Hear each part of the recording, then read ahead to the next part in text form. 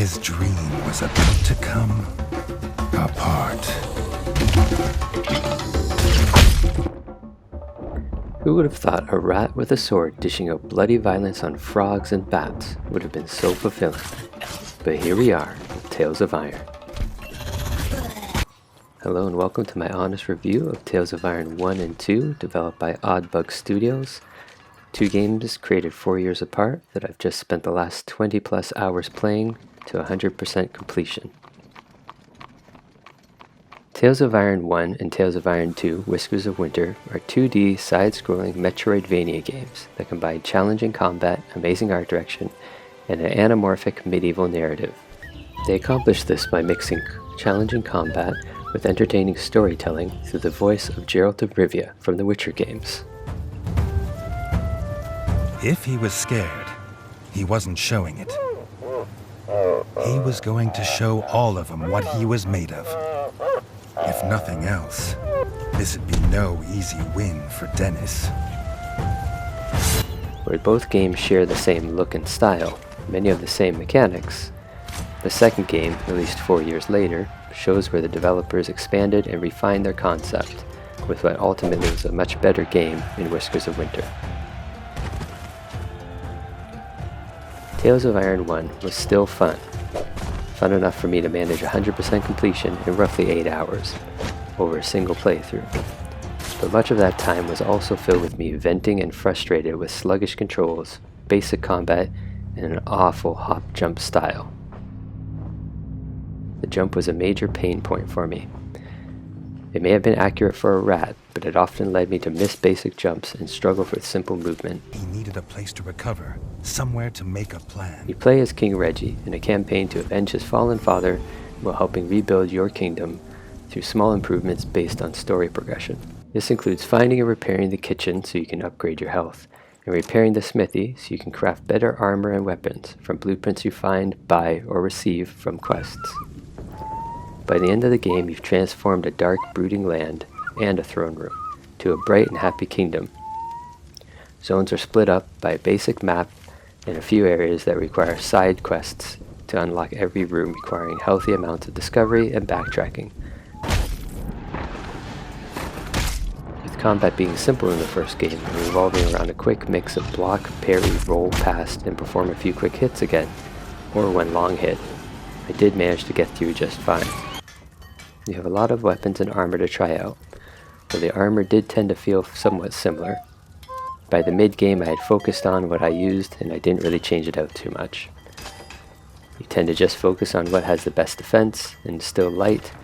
In the end, I felt like a tank. Bosses were fun, but for the most part they all fought in similar ways, with the end of the game not that much different from the start.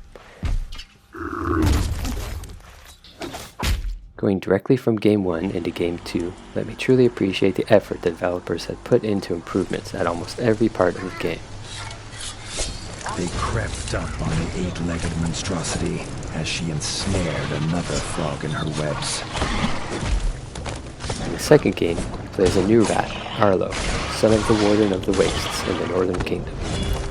It was also briefly featured in a DLC story with the first game. Now grown up and defending against a larger variety of enemies, including frogs again, bats, and insects. This game echoes a sense of Game of Thrones in the north, more hostile enemies and more extreme locations.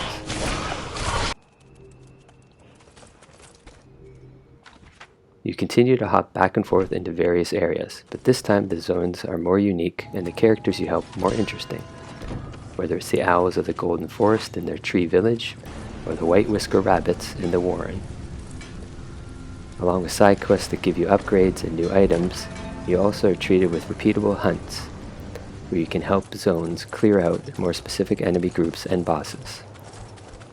There was enough to keep it interesting, while also not having too many to get bored along the way, including 3 post-game hunts that let you unlock your final trophies if you're going for that 100% completion, and also set up the 2 expected DLCs. But new enemies and more interesting lands with more varied quests and hunts are only the start of Game 2's enhancements. Let's start with combat. The horrible hop jump is replaced with a higher, lighter jump, Inputs feel quicker and more responsive with button presses, and this time we get more interesting weapon types, including a new third gun range type. This, along with heavy reliance on effects like fire, lightning, poison, and freezing, gives us additional ways to make new builds. This also translates very well to armor types, which now come with a cleaner upgrade interface showing 3 stages of upgrades per item from materials you can farm. Here's where I think we get a little bit of a Souls-like feel, where I was also able to create builds to face specific bosses who had weaknesses for certain types of effects, or use certain attacks against me, like bats being weak to lightning, or other enemies being weak to poison or fire or ice. I was often changing my loadouts before I went into a battle.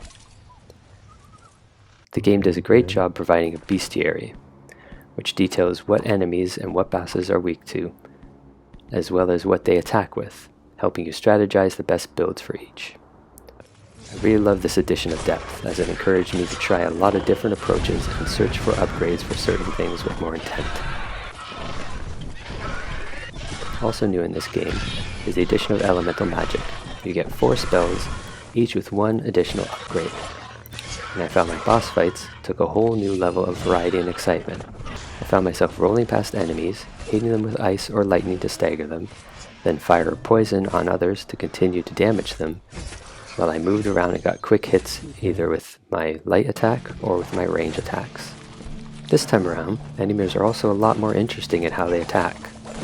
You get more elemental attacks and defenses, you get more variety in how they fight, flying or burrowing into the ground and coming back up in other ways, and unlike Game 1, it felt like a real challenge. The best way to describe Tales of Iron 2 compared to its predecessor is the word more. You just get more of a good thing, more variety, more depth, more story, more characters, more.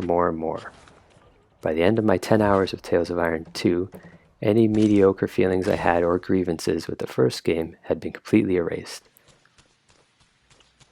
Though you don't need to play the first game to enjoy the second game, I do highly still recommend it. For the 7-8 hours it will take you, the story in the Game 1 directly ties into the story in Game 2. The only thing I wish they had in the post-game was co-op with friends, so I could keep playing. You can feel the love and craft Oddbug Studios has put into this series. And as an indie studio, they deserve your support, so we can continue to see more Tales of Iron. And with Game 1 now a few years old, and often on the free service or discounted, both these games deserve your time and your wallet. So let's encourage them to keep making more.